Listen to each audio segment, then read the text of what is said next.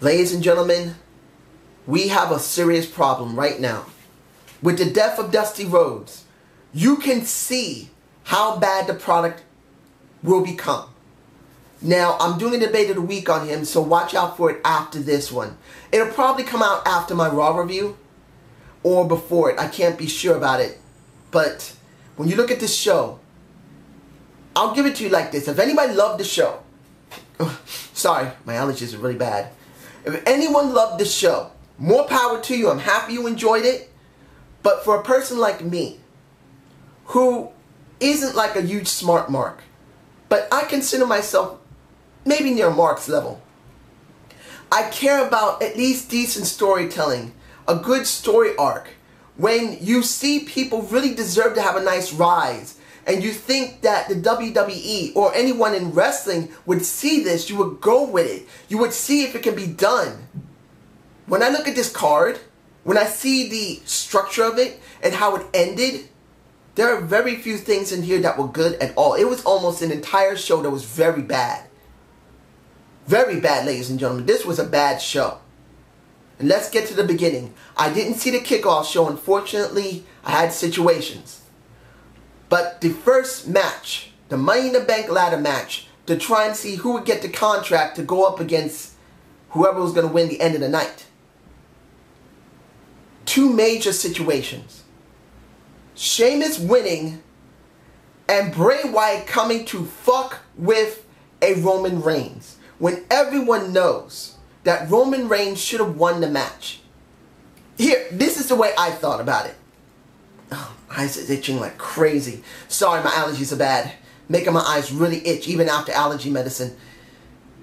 I thought two things. If the WWE wanted to truly do something weird and swerve us in a way we never would see, two things. One, let Roman Reigns win that Money in the Bank briefcase and cash it in that night. I agree with the Slug Daddy. Two, let Kofi Kingston win the Money in the Bank briefcase. Now, I know you would say, dude, Kofi Kingston's nothing. Yes, but Kofi Kingston has been in the most Money in the Bank ladder matches in recent history, and he deserves to have a moment. He could have broken away from New Day and done something entirely different. He could have been a dark heel, an evil one, but we never get that from Kofi, of course, but still, that could have been a nice change. Throwing the title on Sheamus is not a nice change. And don't get me wrong, I'm not against Sheamus. I like Sheamus. But he's been working with Dolph. Then he sort of worked with Neville. Then he sort of worked with Bad News Barrett. Then he sort of worked with Ryback. He has no background, no character development, no storylines, nothing. And they decide to give it to him. And then give Bray Wyatt his moment against a Roman Reigns, which is no better than Dean Ambrose and Bray Wyatt. It won't work.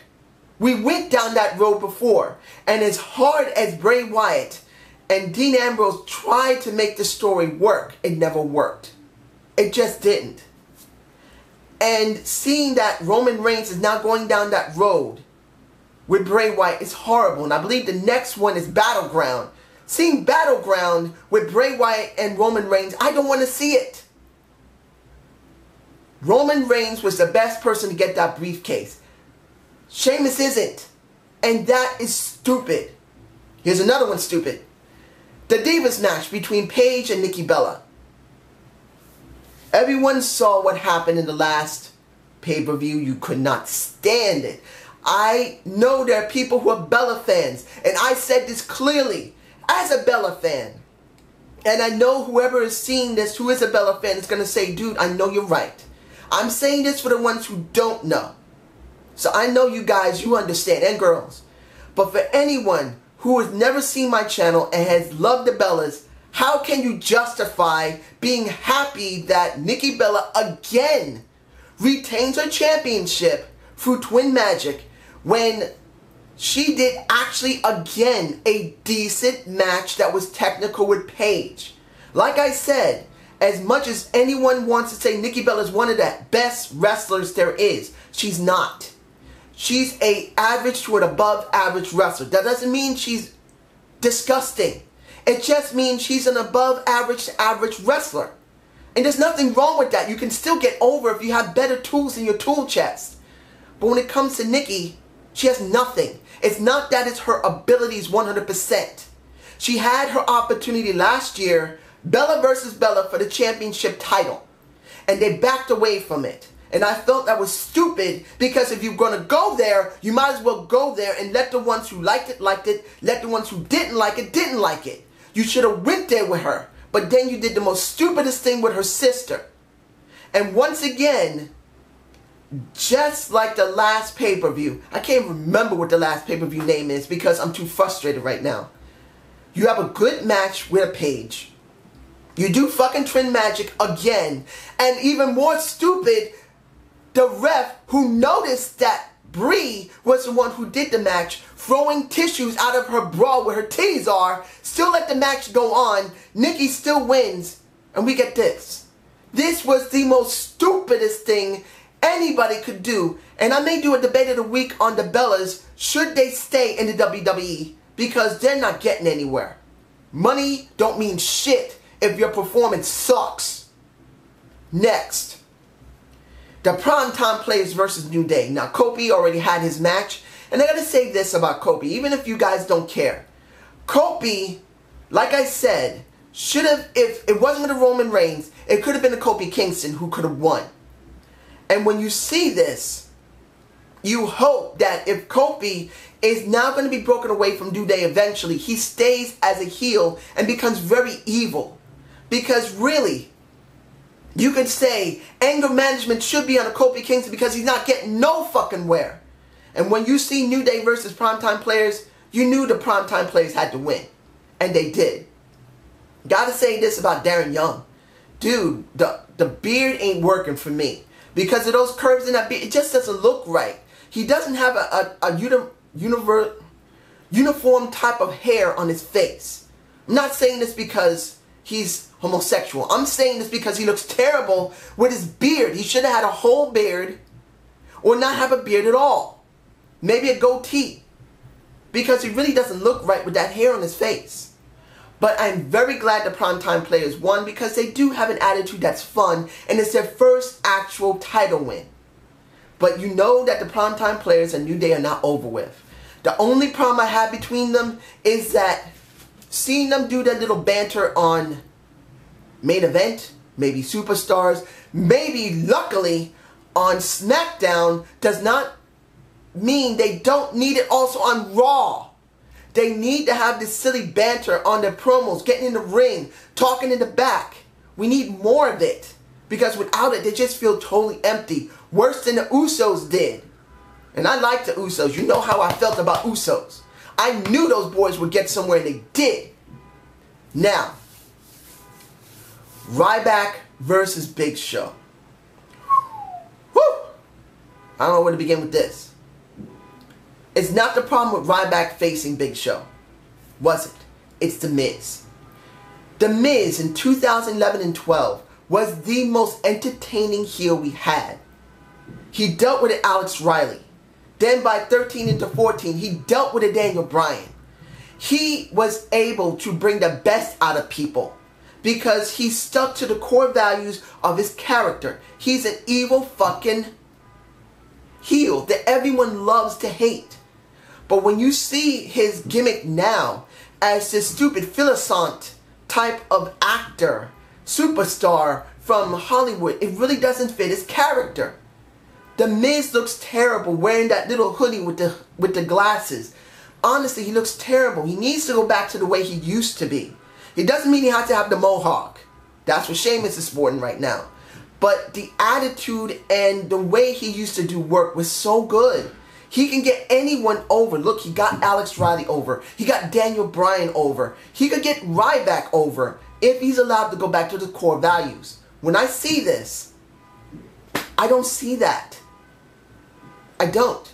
And the reason I'm not mentioning Mizdour is that I am too hurt that Damien Sandow had his moment to break away from the parodies. And they stuck him with You know who he's stuck with in Mega Powers. Like, I just don't want to say his name because he's actually better being a parody than a regular wrestler. And Damien Sandow would be better as a regular wrestler than a parody. Not against Curtis Axel. Ugh, I just said it. But you get my point. But when you see this, it just doesn't feel compelling enough. The Miz feels too weak. And it's not Big Show that's the issue here. Of course, we know how Big Show is. It's not about Ryback. Ryback is getting a good following, even though the match wasn't the greatest. The point is the Miz is going to be the catalyst to try and get Ryback over more. He can't. Not the way he is. Not unless they give him a rebuild. And I just don't see it. Now, I need to get to the last two matches because there weren't that many on this show. I don't know which one to do because both of them were terrible endings. Well, you know what? The last of the terrible endings. Dean Ambrose versus Seth Rollins. Now, I'm sure people are going to say, dude, that was the best match. And Seth Rollins finally got validated. Yes. But here's the problem. Why not get validated as a face than a heel? Unless you're going to drag out him being a heel to go into a face. And that's what I believe is going to happen with him. With Seth Rollins, he's going to stay a face for a little while longer and then break away from the Authority and then turn face. And the problem I see is that it would have been better for him to lose, then turn face, kind of like what happened with Randy Orton, and then be rebuilt from there. By him being dragged on with the Authority, which has been on too long. It just makes things even worse for his character. It would have been better to just close it off right there and he is banished from the Authority. And he actually helps Dean Ambrose to a certain extent. He could still be kind of heelish, but then you see that it could be a glimpse of him turning into a face. And I believe that would have been better for him. But here, dragging it out, I think, is not the wisest thing to do. It would have been better for Dean to win. But the match was a very good match. It told a very good story. And I won't take anything away from them both. They had the second best match of the night. They did. I could easily say it's the best match of the night. Actually, I think I will say it's the best match of the night because Cena and Owens was not. Even though it is the second best match of the night. But the reason I'm saying not is because of the ending. I've heard the Slug Daddy, I've seen a couple other people online, they said that Kevin Owens needed to win. And I agree with them. You know why? For the simple reason, by Kevin Owens winning, you would have given John Cena something entirely different. When was the last time you heard him lose 2 times in a row? He's done that to everyone else. No one has ever done it to him. And it would have given his character a huge boost because then he could have gone down the same stupid tired road of saying that he feels defeated, that he's lost. But if he had lost clean twice, it would have been more believable. And we don't got this here. What we have is a very good match. John Cena pulled a couple of more tricks out of his bag, which we all know he can do. Like any wrestler, they can do more than just the 4 or 5 moves of doom. They just keep with the ones they know because the crowd loves them and they don't have to work as hard. But when you see this match, it was easily a great match. But then John Cena does what John Cena does. Wants to shake Kevin Owens' hand after the match. The crowd booed them so badly. And then cheered after that, seeing Kevin Owens kick his ass and then throw his backside onto the ring skirt. Now you could say, dude, that's perfect. He's going to get another match with John Cena. Who says he can't win? Seriously? Are you going to go there with me? Are you going to try and justify seeing the same thing again that we got with Bray Wyatt? That we got with Batista? That we got with Ryback? What we got with CM Punk? The only one it never did it with was Daniel Bryan. And the only reason was that people screamed for him not to get the same treatment. But now, you got Rusev, you got Bad News Barrett. Now, what do you got? You got Kevin Owens down the same freaking road. If you actually believe this is the best thing for Kevin Owens, you really should think about how badly Kevin Owens is going to be buried here. And it gets really worse for Kevin Owens because, look, he's the NXT champion.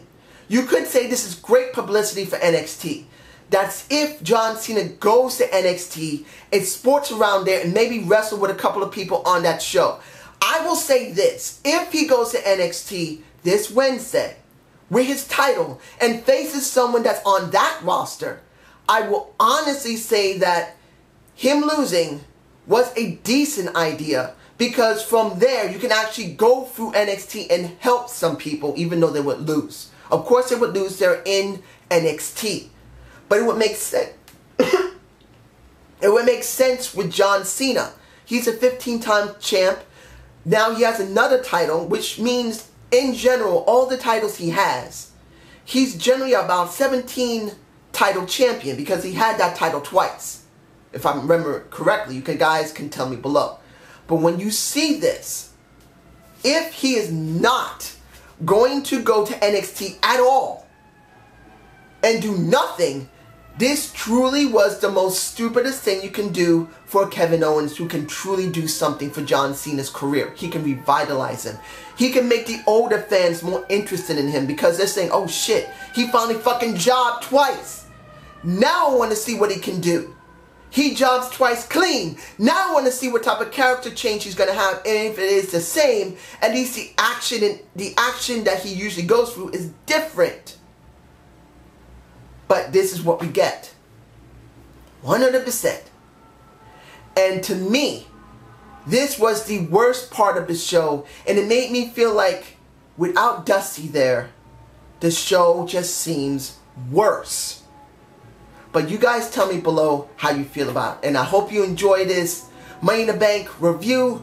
Please give me a comment below. I will be getting my Dusty Rhodes review. I mean, not review, but Debate of the Week out. And I probably will be thinking about doing a Bella Debate of the Week, saying should they leave or not.